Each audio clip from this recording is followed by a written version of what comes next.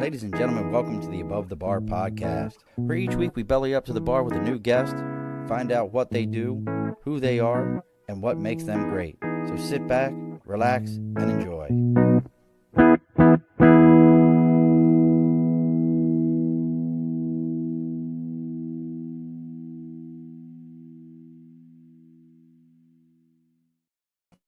Alrighty, folks, welcome back to the Above the Bar podcast. It's your host, Sean. We've bellied up to the bar here on this Wednesday, about midway, just before Memorial Day here. And we have sat down with, again, and I've said it a couple of times, I'll say it again. Maybe I can do it. And ladies and gentlemen, coming to the ring, the man with the most unique name. We know what his parents were very into. Weighing in at a whopping who knows and from who knows where. Well, I do. It's from Rotterdam. So joining us, it's Mr. Nicholas Cassius Clay. Yeah. All right, Nicholas. Hi, Sean. Thanks for having me. How are you? And he's joining us all the way from not quite Rut Vegas. That's Rotterdam. Is Rut Vegas. That's what we always call Rotterdam, Vermont, Rut Vegas, or Rutland, Vermont, Rut Vegas. So, how are you today, sir? I'm doing well. Well, we're going to be talking. Nicholas is a life and mindfulness coach. Part of his website. He's got his website out there. It's ticking away here. It's known as beingoneworld.com.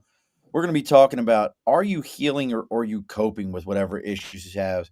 He's going to give us some ideas on what we can do about that, how we can move through it, and how to contact him if you want to get more into that. But before we get into all those things, goodness gracious, got a little belches here. Before we get into all those kind of things, over my right shoulder, as always, folks, is the big board for Sticker and a Cause. If you have something you're supporting, something you believe in, something you want other people to know about, you can reach out to me on Facebook, LinkedIn, YouTube, Twitter, Twitch, Instagram, X. Our website is theabovethebarpodcast.com. Our email address is theabovethebarpodcast@gmail.com. You can reach out, ask me any kind of questions you've got. We'll tell you how to get in contact with me. And you send me that stuff out, and people will know all about you, and we'll read about you live on the air. All right, so that part's done. Then let's talk about our sponsors. That's Budget Blinds of East Greenbush, Hudson and Cooksaki, and Schoharie, North America's largest custom window treatment company. They focus on everything from blinds, shades, shutters, drapery, window tinting, you name it, they can do it. They handle all different types. You reach out to them. They'll get you set up with a free consultation, tell you what would look best in your home. Biggest thing, folks, that compared to all these other vendors that are out there, like your big box stores, is they actually bring the product to your home, show it to you in your home, let you see it, let you understand it, let you feel the material, not just, well, hopefully it'll look good and hopefully you've got the paint and the swatch or whatever it is that you need for it. They're actually going to take good care of you. And as always, they've always got something going on. This month, it's 20% off of your window treatments. Take another 5% off of any motorization. And as always, if you tell them you're there to belly up to the bar, they're going to give you another 5% off your entire order. So that's Budget Blinds of East Greenbush, Budget Blinds of Hudson and Cooksaki, and Budget Blinds of Schoharie. All right, Nicholas, it's all done. All right. And you actually know how to say the names of all those places, don't you? Cooksaki, Schoharie, and all that. Yeah, I mean, yeah, I'm familiar with them. You're familiar with them. It's like when I'm in PA and I see the Schuylkill River. I know how to say it. Have you ever seen the word Schuylkill? No. It's like Schuyller, something like that. It's like it looks nothing like it's supposed to. The Schuylkill River. That's an interesting spelling. Yeah, it's absolutely one of those ones that you'd be like, I have no idea what this is. Where are you located? I thought you were in the area. I am. I'm outside of Troy. Oh, okay. I mean, you make it seem like we're different states here. No, we're both in the same state of confusion and cold. Gotcha. We're both right here. I was just telling someone recently. I jumped on my phone, and I don't know why I even looked it up. I was looking at the weather, and I was like, "It's 95 degrees in Orlando." I'm like, I would love for 95 degrees right now. That would be so nice. But no, we have this. So as we get completely sidetracked already. So let me make sure I got this right. So you're a life coach, mindfulness coach, uh, and make sure I got this, neurosciences, energy healing, and what is modality? Modalities, different practices. Okay, so you kind of combine them all into what you call being one world. And if people want to know about it, they go to beingoneworld.com, correct? Yes. So I got to ask before we even get into this, like, was this always like, hey, this is where I'm going to be? I'm going to be the mindful alchemist and combine all these things together to see what works. Like, is that where you started your career path off? Not even close. I never would have saw myself here. So where'd you start off at? Well, a lot of jobs throughout the years, and where I thought was going to be the career, the last job was delivering packages. I was driving for a trucking company. I was there for 13 years, Oh, wow. and I thought that was going to be it. You know, I had the benefits, the pension, the whole thing that people say is a quote unquote good job. Right. Uh, so yeah, that was my last job with a paycheck, and then it's been 8 years since I left. So now that's interesting, especially, with the background you're talking about. What had you leave the world of trucking to go off to do this? I mean, this is a pretty big departure. Most people don't think of truckers or delivery guys, if it was a UPS or anything like that, as a guy who's all of a sudden going to be like centering his chi in Zen moments. Yeah, and if you'd have knew me before, you definitely wouldn't have seen that. So the transition came in finance, actually. So I went through that, got my financial licensing, and that's where I got introduced to self development. Okay. And I got really hooked on that. Through self development and networking, I got recommended a book, A New Earth by Eckhart Tolle, which is still today one of my top recommended books. And that opened up the door to self development, inner work, healing. And I had no clue how far the trail or the rabbit hole was going to go. I just kept going the next step. And then after a while, you get pot committed and it's like, well, I've gone this far. I can't really turn around now. And I just kept going with it. Now that tell me a little bit about that author. I don't know that one. Yeah, Eckhart Tolle is big in the mindfulness space. He talks a lot about ego awareness. It's where I learned meditation. To Okay. give you an idea of how ignorant I was going into it, when I learned meditation and like big things now are like guided meditations, body scans, I didn't know anything about that. The only None of thing it. I thought existed was this one meditation I read in this one book. And I thought this was like the only book in the section of the library before I found out there's all these other people that advocate and teach this stuff. Was that the same book that just told you to go humana humana humana humana? Like Actually, that was meditation? well, there was no mantras, anything, and it's probably one of the Alright. hardest ways to meditate is I just learned to follow my breath and Okay. to be with my breath and silence the mind. And I started with a couple minutes, maybe 5 minutes at most. Long story short, my longest meditation to date, I've done 3 hours. What I couldn't hold on. Pause. Pause for a second. Like, I can't sit still for 3 hours unless I'm sleeping. Even movies anymore, I'm like, how do you sit and just focus on your breath for 3 hours? I know we're already, like, way deep into some other stuff that we probably are skipping some here, but that's wild. Yeah, well, it's progress. It's like going to the gym. How do you one day lift 395 or these 3-4 plate marks? Well, you start, when I first went to the gym, I started with 25s on the ends. You start somewheres and you gradually build. So it went from 5 to 15, and I looked at it like athletics. So I wanted to keep building myself. I Okay. looked at it like a mental fitness. And so then I just got to 30 minutes, an hour, and then I started looking into what monks do, and I compared my ability to monks. I've always had this thing of comparing up, like looking at, Smart. follow the bunny rabbit, who's going to get me to stretch. And I don't know, I just wanted to do 3 hours one time. And you get into a mode though. The thing with it's interesting. It's like running. If you've ever ran any amount of distance, right? A well, little bit. this is what happens if you can break through a certain threshold, and I'm sure it's different for everyone. You get what's called a runner's high, and all of a sudden you turn to Forrest Gump, and you can just keep, like, you just have this. It just goes. Yeah. And meditations like that, only in a less adrenaline way, is you just get into this mode and you're there, and it's like floating in the lazy river. And the thing with time is it's conceptual. I mean, in reality, it's always now. So once you can get past the concept of time, an hour can seem like a few minutes. It is interesting when I've heard that before with the timepiece. So I'm going to stay with this 3 hours for a minute. I'm sorry. We'll get into the other stuff in a minute, but this is just fascinating me. So when you're in that space for 3 hours, you hear like, "Oh, I was in touch with the ancestors," or "I felt myself above my body and had an outer body experience." Like, what transpires for somebody when they're in that type of a space, in that mental space? Yeah, it's interesting. I wouldn't say any of that, at least from my experience. It's as odd as this may sound, just nothing. You're just in a peaceful state of it's almost like time's frozen, and you're teleporting into the future, so to speak.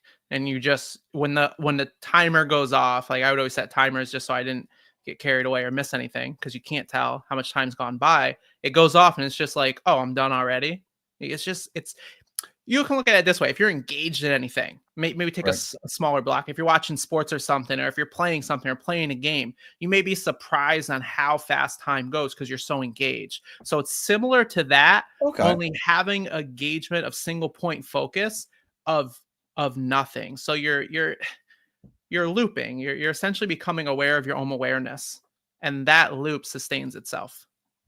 So at no point in time did, the people from the other side of the veil pierce through and be like, "Nicholas, we're here to take you with us." Nothing No, like that. Nothing like that no. for you? Okay. No, not for me, and I can go a step further. I've done, not 3, I've done up to 2 hours in a sensory deprivation tank, though, and that was actually more, challenging than sitting outside in the world. Tell our listeners what's a sensory deprivation tank. Yeah, it's also known as a float tank. So you go in essentially like this vault, and it's designed to eliminate all your senses. So there's no fragrances, there's no smell. The salt concentration of the water makes it so you're buoyant. And there's this sea somewhere's near The the Dead side of the Sea. world. Yeah, The that's like Dead Sea. that too. So you have that. The water temperature is meant to acclimate to your body temperature, so you don't feel the water.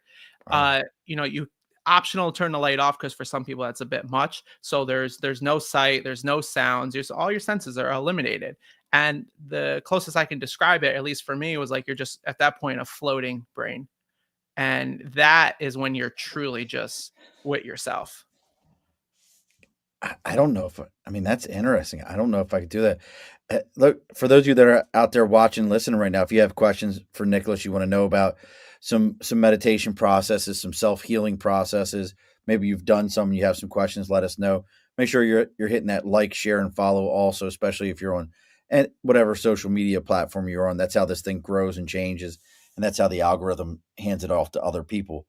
So you get into this. So you're into the mindfulness. I'm a big Brendan Bouchard fan, Hmm. personally. I, Yeah. I like I like his style. Very. I'm not sure about this other person that you like, but Brendan's very shut up and go do it. Stop being. You know what? Your feelings are just that. They're feelings. They don't dictate the world. They're just yours. That kind of mindfulness, and I like that personally. Yeah. Um, so what gets you though? I mean, because as I'm looking here, I mean, R say it, Reiki? Is that how you pronounce it? Reiki. Reiki, see, I knew I was gonna mess it up. Uh, so Reiki, NLP, coaching, growth mindset, meditation, what gets you like? Because that's a lot of different elements to bring together to this. What I know you said what got you on the path, but how come you kept jumping? You weren't like these folks that are just like, "Bloop, this is what I'm doing." Yeah, because I was seeking a deeper truth, and I Okay. wasn't looking for the quote unquote right answer. And so I just became curious on how much we as humans know about ourselves, and so I just became interested in how wide of an angle I could see, and then I started noticing an overlap. And so I was looking for this fundamental core of like how do we actually work? What'd you find? Well, I found that our biggest disagreement is on how we interpret the truth, not so much the truth itself. What do you mean? Yeah. So as another mindfulness teacher has said, John Kabat-Zinn, many doors, one room. Since the beginning of time, we've been, having these philosophies about the truth, and there's different faiths and practices and religions. And as I started looking more and more about what this wide variety of people have said, which in comparison to everyone, is probably quite narrow that I've been able to read about. It seemed like there was this reoccurring theme. Like we were all saying the same thing. It's the interpretation that starts to divide us, and that's where the name Being One World came from. It was the thought of, if we actually had an agreement of how to live, we would be one world. And so my coaching is focused on these fundamental principles of self that go below all the interpretations of our identity that we construct. Okay. So now, how long have you actually been doing the full blown coaching? That this has been just you. Yeah, coaching for 5 years now. So no more finance, no more trucking, just coaching. Correct. Yeah, coaching is the main. I will say this because people always will say something if I don't mention it when they find out. So on the side for 13 years, and I probably will always do it, it's just a love of mine, is I DJ on the side as well. So that music's always been a thing in the background. I still do it on the side. I mean, I don't promote it yet. I always look at every party as an audition, and people every year ask me to do stuff. So that's kind of like the deeper like where it all started from, which is just interesting because the system that I'm developing now comes all the way back to music. And so I've devised this pretty in-depth self-assessment tool that's based around a music equalizer, only I call it the human EQ. So something I just put together. Tell me more about that. That's very interesting. So a music equalizer, you adjust the different levels to get the perfect pitch, the harmony. And if you're really into music or systems, it certainly makes a difference. Oh, And yeah. then I thought, well, why don't I bring that into the human system? Because it's so hard to draw all these things out linearly. It's all happening simultaneously. And so the first concept came from an atom where there's electrons circling all simultaneously. So it's the atom process that I use, which stands for awareness, transformation, oneness, and mastery. So the awareness part is the assessment. And so it goes through 13 different areas, like we'll say for a couple examples, like self-talk, communication, relationships, self-esteem. And so there's a metric 1 to 12. 1 represents completely disconnected from self, shame, just at the lowest level you would be. Just no one's going to feel good at that level. And 12 represents being in harmony with self, a state of enlightenment, having complete love and acceptance for self. And so there's a span 1 to 12. And so you self-assess where you are.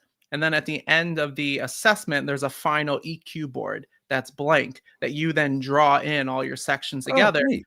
Yeah, so you can see in one image where your levels are at. And so now we can start working one at a time. So over time, you're going to work on these levels to create harmony within your system. Now, it's interesting that you bring up when you were mentioning the 12, and I'm going to tell you should only go to 11. It goes to 11. Well, I'm 13 with the volume knob. But that's it. So I recently saw something, and you might know the right term for it. They're almost like mindful influencers, like on social media, where they're like super very into my zen. I know myself. They feel like they make it sound like they're super into all this, but it's almost to the point that they feel like they've turned the dial all the way around to the other side. Does that make sense? Yeah, Have I you get. seen some of these? Yeah, I get what you're saying. Have you seen that before yourself? Where somebody's like, it's almost like you're too. What it reminds me of, I was thinking about like the teacher in Happy Gilmore, the kindergarten teacher, where she's like, everyone needs to go to take a nap now, so Mrs. Jones can have her time, and she's like just putting the paint on her face, and she's like, I'm so done. Yeah, and that's where I want to be the bridge in this work, because for a long time this is what happens. You get spiritual and it gets intoxicating. And I wanted to be the person that can work with these kind of spiritual aspects, energy aspects, ancient roots and all that, and then bring it where people can still feel like they can be themselves in day-to-day society or first world. You go through a period though. There is a time where you get deeply in touch, and it's this new discovery, and it's about, well, also being aware of your environment, where you're at, and going through the process. There's more to it. And that's where the ego and learning about how that works comes into play as well, and how clever it is. It's just very interesting to me. So, as you're developing these things and you're putting this all together, when did you actually realize like this is a program? I can put all this, all these pieces together and make this into a career path. And it's an entrepreneurial move to take this to a career path. When does that come about? Yeah. Oh, and Fiona says float tanks are awesome. Yeah, oh, cool, cool. Yeah, when that came about is so I was getting to the kind of higher on self development. I was taking these courses in New York City, driving back and forth between here and there, right in Manhattan. And so here I am now in this structure of about 120 people. And I saw the business. And it was the first time where I saw, like, oh, there's a business for this. There's people that seek out these higher levels of self development, personal development, and for various reasons. I was always looking through a lens of healing, though. So my how I took their tools and how I saw everything that I come across is how can it resolve the things within me that are left kind of out of balance. And then I saw people leaving the meeting. And these were intense. We were talking, even the starter program is 3 days. It started at 9 a.m. and it ended at, I think, 9 or 10 p.m. So you get breaks in between. Damn. So, yeah. And yeah. So, and when I say I've seen people leaving, that's what I mean, like during break times. Then I saw they weren't getting it. And I found myself helping to support people to understand the information. And that's when I saw, one, the ability to comprehend things fast, because we were all learning at the same time. I had never seen this technology before. And two, I saw, what entrepreneurs see. You see that problem, that hole. I didn't think it was okay that people were leaving breaks or just not understanding. And their philosophy was, well, people will get what they're meant to get. And I didn't agree with that. So I thought to myself, well, if I can do one-to-one coaching, I can ensure that people are comprehending it, because I can meet them where they're at and then guide them to the understanding, because it's quite valuable tools. I mean, it's a huge difference between knowing how to use a hammer and not. It's like you're not going to build a house just by putting a hammer in your hand. You need someone to help you understand how to do it if you want to Right. construct something. No, that's interesting, and I kind of I see again going back to that, and I ain't got another way of saying it. That hippy dippy kind of like they will get it when they're ready to get it. The universe will hand it to them. What's up, Aaron Michael? Uh, that whole kind of mindset compared to the idea of no, we gotta. Sometimes you gotta keep them on the path. You can't just hand somebody a pole and tell them to fish. You got to teach them what they're actually doing with it. That's interesting. So now I ask all entrepreneurs this question. I think this is probably the toughest thing most of us deal with when we become entrepreneurs, and we need other people to kind of buy into it. Finance, you left 13 years in trucking. Now you're 3 years into finance, and here you are again. You're going to reach out to whoever's around you and say, "Hey, by the way, I'm leaving all that and I'm going to teach people how to be better selves." What was that conversation like? Well, in the nature of what I was reading and studying, it was more following an intuitive aspect and having faith. And I looked at it this way. I thought, what's my worst case scenario? And I'm developed more than I've ever been. I never thought I would have this type of skills and this experience with coaching and teaching people. And so, worst case scenario, if it all failed, I would be back where I left anyways. I'd have to go find another job. And I thought, if that's all that ever happened, at least I wouldn't get to a point in my life where I'd have regret, or this thing that was left on, like, oh, if I only could have. I didn't want the if I could have, should have, would have. I was like, let me just do it. And before I started this journey, which I realize now, I learned a lot of things as I learned about what healthy is, and then seeing myself prior. I was a bit of a adrenaline slash dopamine addict. What do you So, mean? What do you mean? well, I like to do things to the extreme, whether it was on my motorcycle, whether it's on a snowboard. Like, there's not an engine I've ever driven that I haven't topped out. Uh, or on the snowboard, it wasn't about just going. I had to be good quick, 'cause I don't like being new at things. And then it was, how fast can I go? And so within a year, I picked it up. And then after that, I got an app to track myself. And to date, I've gone, lower 50s, like 54 miles per hour is my fastest on a snowboard going down a mountain. That's So, crazy. yeah. So like That's crazy. or if I remember, give me a jet ski, I'm going to top it out in the water. Like it, So interesting. So this is an interesting question from Fiona. She says, "How does your viewpoint differ from a military viewpoint, the regiment compared to the spiritual?" I think, and Fiona, correct me if I'm wrong here. You're asking in your process, is this, is it more regiment to get yourself to where you need to be, or is it that more natural spiritual flow, but guiding that spiritual flow? How do those two differ? Yeah, I would say that there's much more flexibility with my approach for people. Like I said, I used to say a lot in the beginning of my coaching is I'll take you as far as you want to go. So you don't I wouldn't even recommend going too far because it gets challenging to integrate back and live day to day once you get detached and you do get to those places like where monks operate. So I'm here to give people the adjustment that they're looking for so that they can still function and integrate that with day to day life, not going to the point where they're going to leave and go on a mountain and give up all their possessions. And that's like the extreme, the monkhood path. So there's the flexibility there, and military is it's much more rigid. I, and there you go, Fiona. He says that he gives it more of that natural flow than a regimented, like, this is what we're going to do, this is how you get there, that kind of process. That's interesting. Now, but I'm going to piggyback off of her question though, which is, do you still do you still need steps though in this? Yeah, again, I use the analogy of strength training. I look at it like working out. Not everyone's going to the gym to get a six pack. Not everyone's going to the gym to lift 315. So you come in with your goals. What is it that you want out of it? How far do you want to go? And that's what I'm here to guide people with, because you can't force it either. It's like teaching that person how to fish. Well, they have to want to fish first. You Okay. can't this stuff you can't force because it's self practice. I can't make anyone meditate or take that on. What I can do is strongly encourage it, influence it, and you know give examples of where those blocks are that meditation could help with to instill the discipline for them to do it.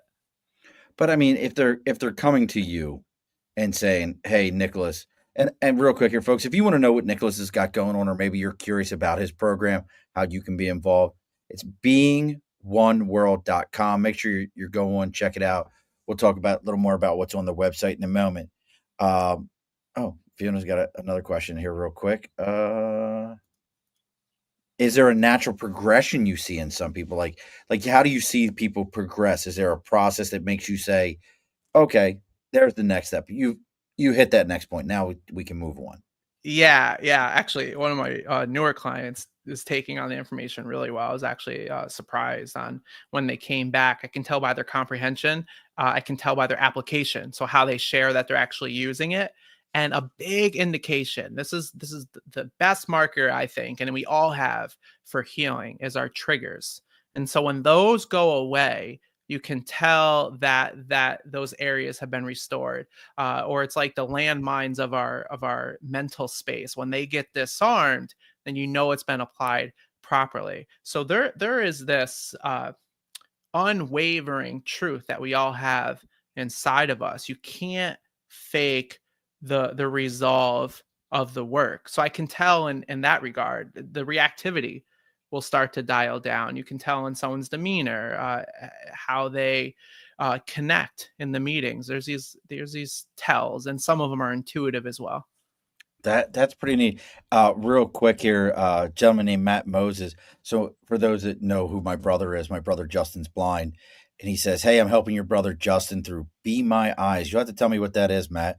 Not sure what that is. He says he's loving the pod and agrees with everything you are saying.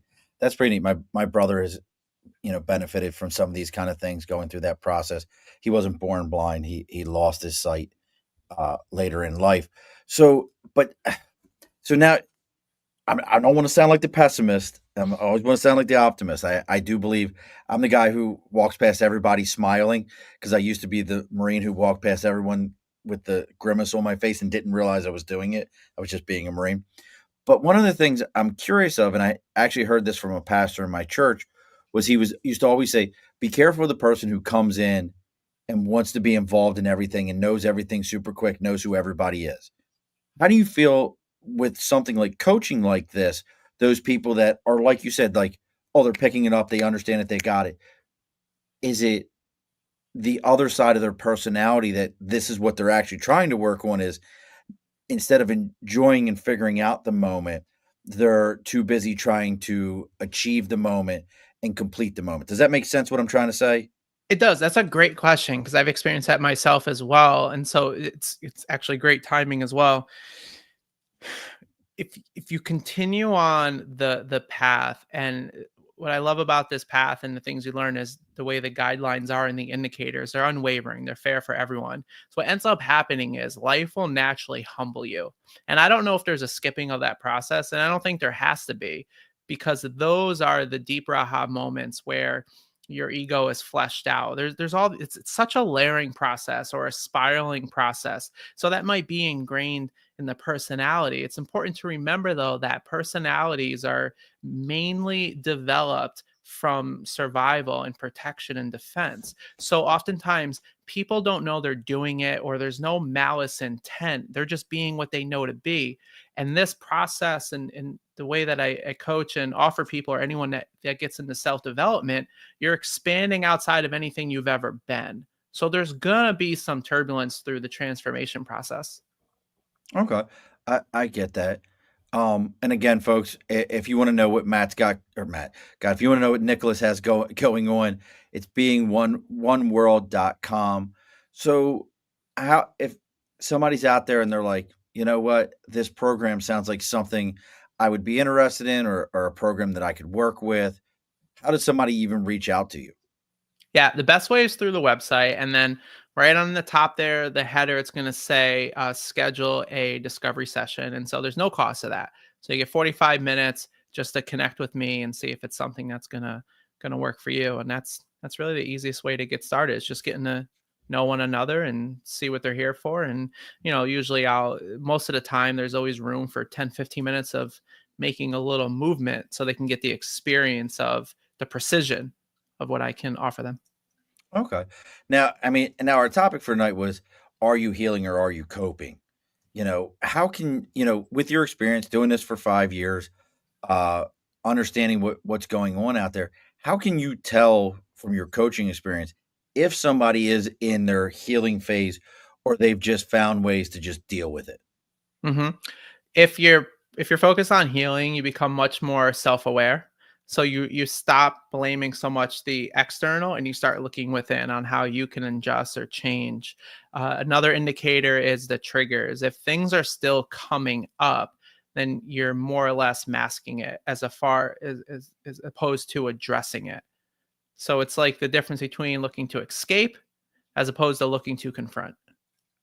Now, as somebody from the outside in, if I saw someone like, say you and I, and I see you, and I'm a firm believer in, if you have a bunch of problems and you're the common denominator in every problem, you're probably the problem. But I also come from a world of telling people that. How, but most folks can't deal with it. How can you approach someone and kind of tell them like, hey, maybe somebody like Nicholas and being oneworld.com might be the place you need to go to, or the folk, like, how do you even approach that? Yeah, if you were to have someone that well, one of the things you call them out subtly is, do you enjoy feeling that way? Oh, that's a great question. Like, just so simple. Yeah. I mean, I think most people be like, what do you mean? I'm feeling like what? Like, this isn't my fault. They caused that. hmm So that's the biggest indicator right there. So you can't control other people, is what I would say to that. So you can only control yourself. So if they caused it, my next question would be is, then why are you continuing to keep yourself in the situation? That's great. I love it. So, I mean, a lot of this, I mean, I love this approach. I mean, and yours. So now, but again, you have a lot of different elements. What are you taking from some of these elements that that are like, I don't even know what Reiki is. Like, Mhm. So what is it's energy healing, hands-on healing. So it's understanding the subtle energies and multiple layers of energies around ourselves. so then how does that work from a coaching standpoint? Yeah, I don't use that so much in my coaching. The understanding of it helps because it allows me to understand what's possible. Okay. So that's a big part of it. I don't personally practice Reiki, and maybe it will come more into the fold. I'm a Reiki 1 practitioner, and my goal is to get my Reiki master. So there's 2 more levels to go. Yeah, it for me, it was more personally, it benefited me, and also knowing what's possible with healing. Like the point of that is meaning that we emotions aren't meant to be held on to. It's That like yeah, an analogy I use because I've also realized that we struggle with things that can't be seen. This is why like Reiki energy healing oftentimes can be dismissed because we can't see it and it's subtle. So there's 2 analogies I use for that. You can look at subtle energies like small ripples in the pond. So if there's a frog bouncing around in a lake or a duck or something, if you're making so much movement in that body of water, and I ask you if you can feel the ripples from the frog, you're gonna have no idea what I'm talking about because your waves are are overpowering that wave. Yet when you stand still, so as meditation teaches us to be here in the present moment, you can start to feel the subtle energies of that. And that's where you pick up on like the energy healing. When you go through a Reiki session, you can feel it within your body. There's also a lot of research now that go beyond just people in the spiritual realm. Scientists that have looked at this to measure the difference of positive thoughts, and we know that there's an energy transference. And one of the easiest ways for every single person to test this, if you want to find out for yourself, is get 2 plants in your house, whether you have them now already or go out and buy 2 plants, and every day look at one and give it positive, loving thoughts, and at the other one, look at it and give it negative thoughts and tell it you hate it and just beat it down. And you will begin to see a difference in the health of each of those plants based really on, yeah, based on the thoughts you're sending. Thoughts are energy. And so an energy transfers. Now, another way to pick up on this, more practical way. Have you ever been in the room and all of a sudden you just feel the energy shift? Oh, absolutely. Yes. Yeah, that's what that is. Though, like, and when you calm the system and you can practice being centered, you can start to feel that more often, and you'll realize that it's everywhere. It's That's interesting. everything at the base layer is energy, and then energy essentially metabolizes, so to speak, or it forms matter. Matter is slowed down energy. Essentially, is what I'm saying. Okay. Yeah. Well, it also, you're reminding me that idea of positive people have positive people around them and have positive thoughts and stay positive. We used to say it in the Marine Corps all the time. False motivation is still better than no motivation at all. If I'm faking it as hard as I can, eventually I will become it because I've spoke it out into the world enough times that it's just going to happen.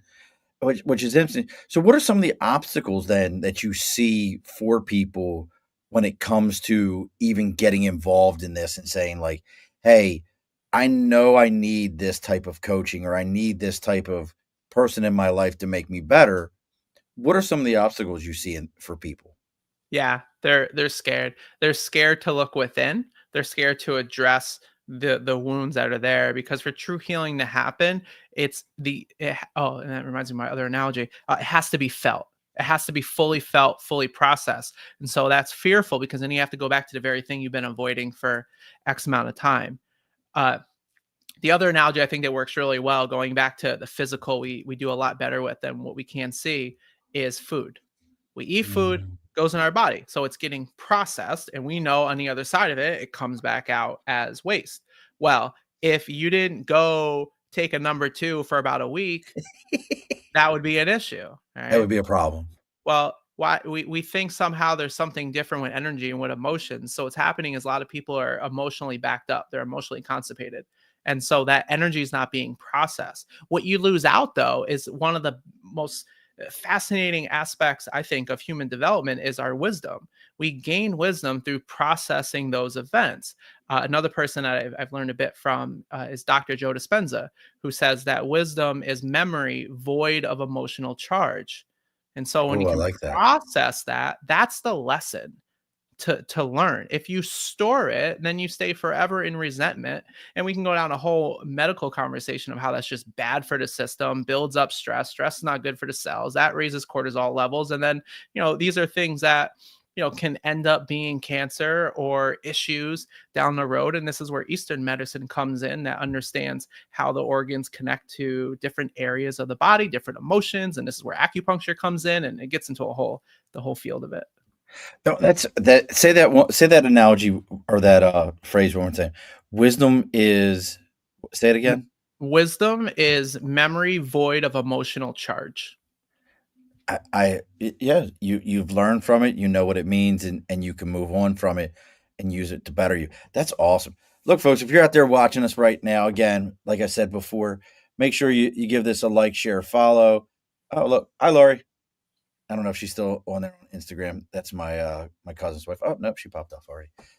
That's the only downside to Instagram is like I can say hi on Instagram and there's such like a 20, 30-second delay before Mm. anybody knows I'm there. But and real quick here, folks, we are getting close to the end here. I'm going to close the bar up here soon. So it's time for that New Scotland Spirit's last call. If you're looking for a spirit that's as bold and rich as New York history, New Scotland Spirits is crafting exceptional, locally sourced whiskey that tells a story with every sip. From grain to glass, we honor tradition while pushing the boundaries of flavor. Whether you're a whiskey connoisseur or just getting started, there's a bottle waiting for you. Raise your glass to true craftsmanship. Find New Scotland Spirits near you or visit newscotlandspirits.com to learn more. New Scotland Spirits, where history and flavor meet. All right. So that part's done. You gotta do the folks that pay the bills. Yeah, I get that. It's important. So uh well, I thank you, Rita. Rita is my brother's aunt, and she said this is an awesome podcast. So I'm on your website here real quick and looking it over. So you got services, mindfulness, articles, blogs, courses. Um, oh, book a session. So, I mean, you have it very clearly. Uh, do you think that booking a session that there's a cost associated? And listen, you're not doing this for free. Your name's not Gandhi. You're not or any of those. But do you think that sometimes scares people off from taking these because this is a very Eastern medicine kind of a mindset. And we're all told that no, take this pill, everything will be okay. Why do you think that people are okay to go to the store and buy the pill? Or now here in upstate New York, it feels like there's a dispensary on every other corner. So let's self medicate. Why do you think we're okay with that mindset before the self introspection that says, no, you can have that high by learning about yourself? Why do you think we do that? Fear of change, and you can take the instant gratification without needing to change anything. Tell me more. Yeah, you take that, you never address the root issue. So you don't have to go in, you don't have to do the hard work, you don't have to feel. You have this substance to mitigate that. And we just, it's the path of least resistance. It's also how the brain's wired. It takes conscious effort to grow. The brain by default doesn't care about our quality of life. It cares about survival. So it's more about this is the easiest path, just do this and we can move on. Yeah, it's certainly, yeah, it's a mentality thing too. It's like we know the challenge, and we know the negative aspects of being unhealthy physically.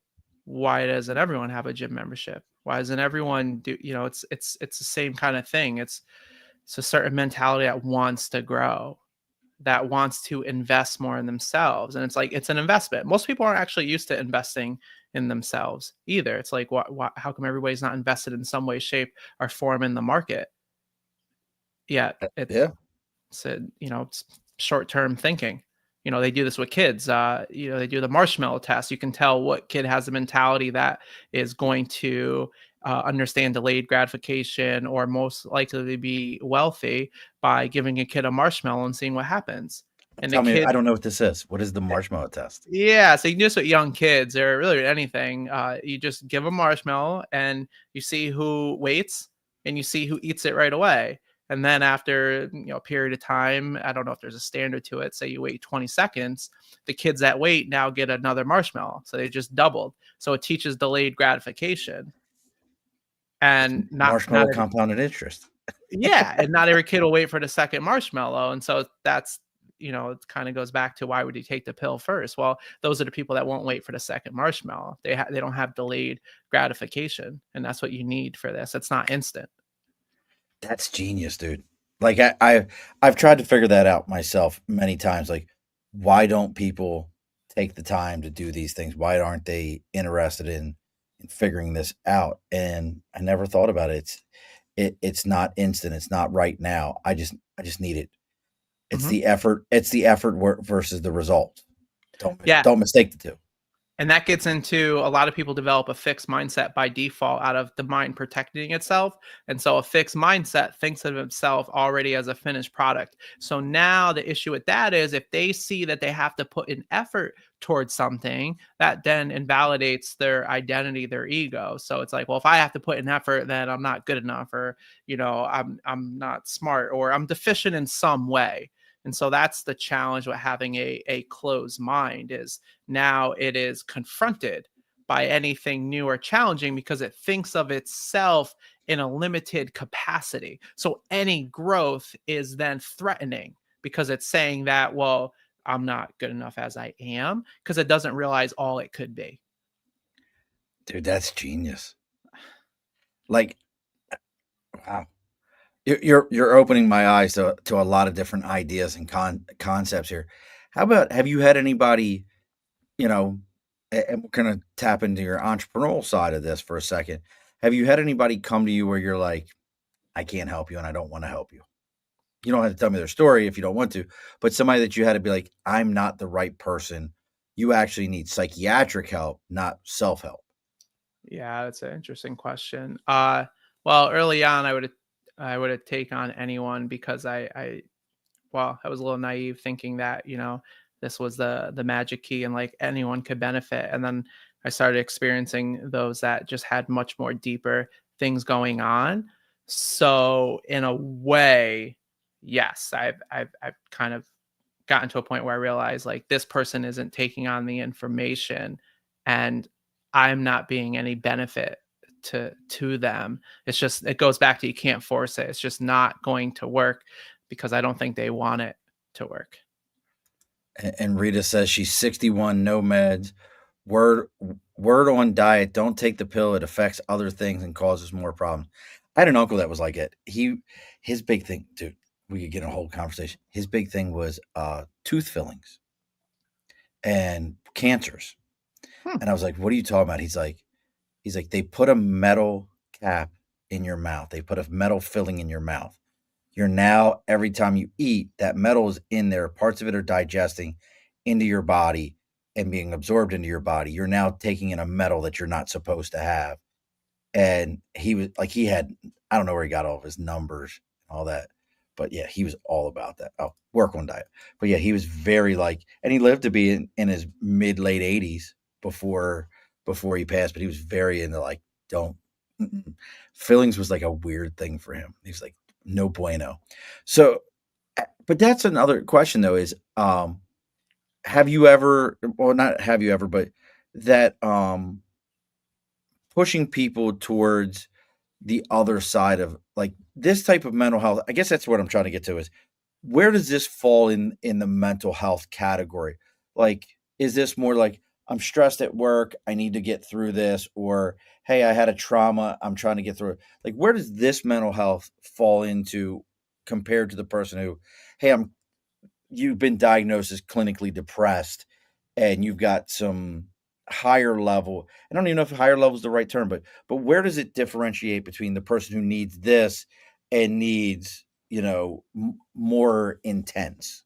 Yeah, it's a great question and a deeply challenging one to answer. I feel like I would need another 15 more years of experience to answer it You have 10 minutes. well. Let's go. I know, I know. Well, I mean, just experience in doing it because here's the challenge and why I say that.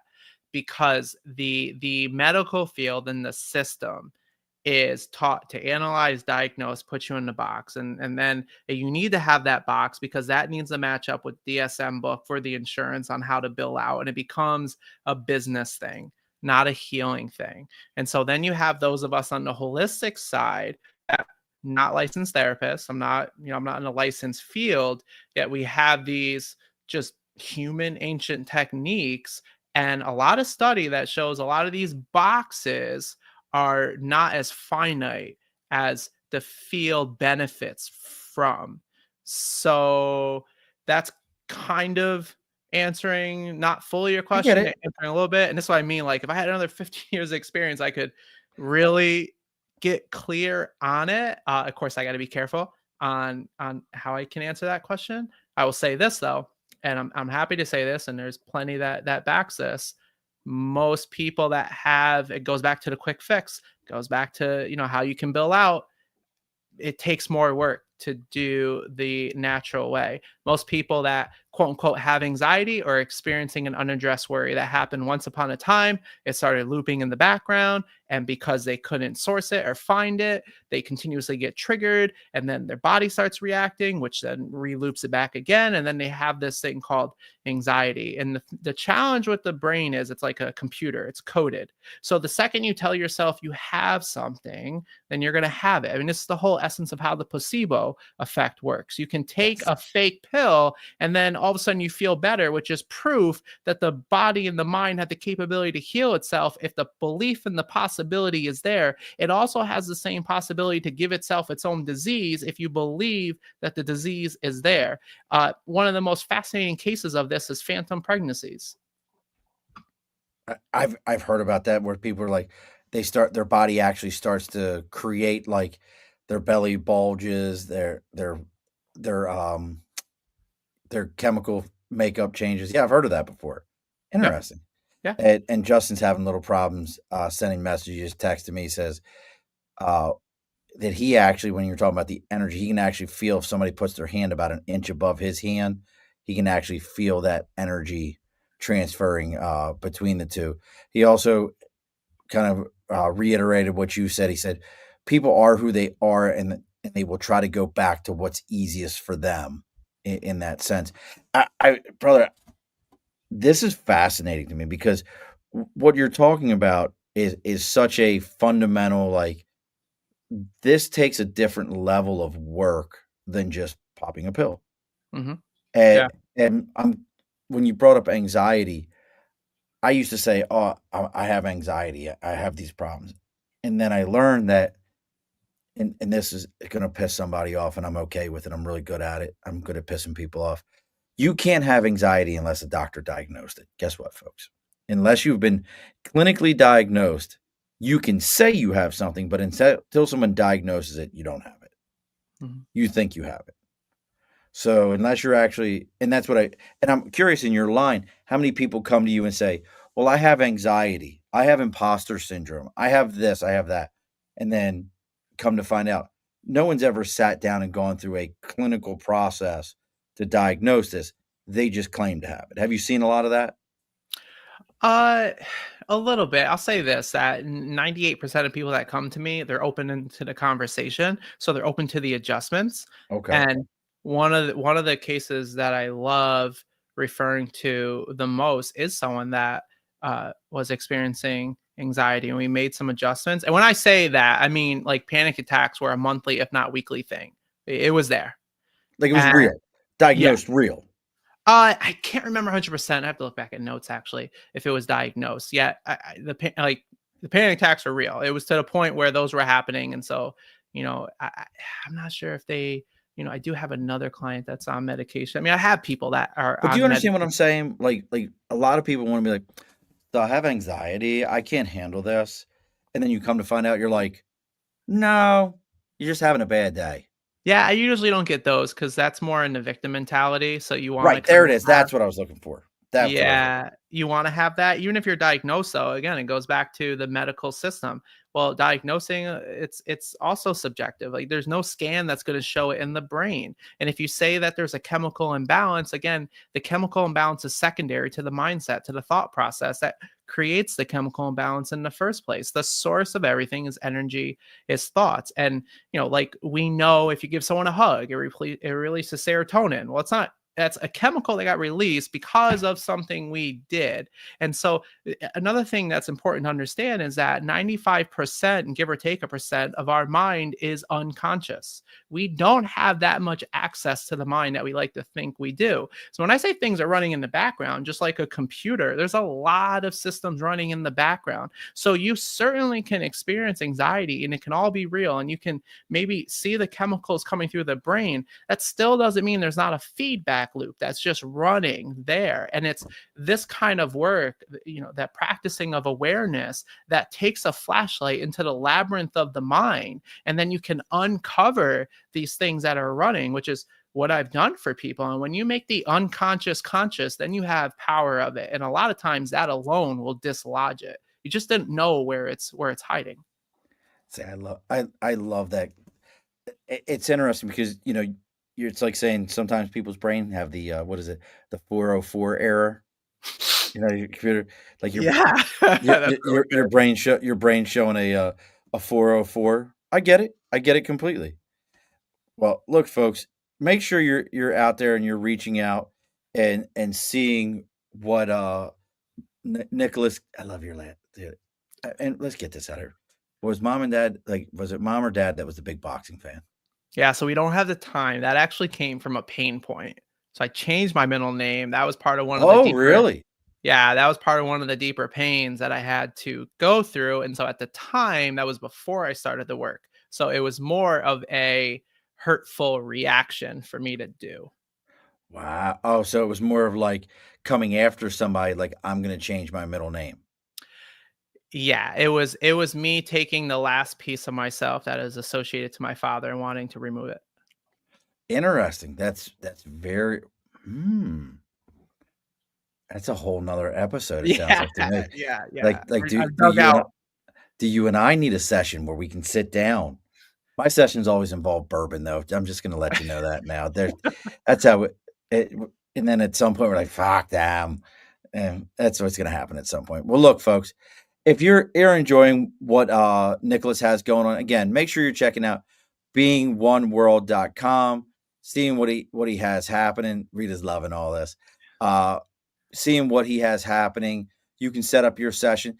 Look, take the 45 minutes, talk to him, see if it makes sense for you, if he's the right connection for you, and then go from there and see how it works out for you.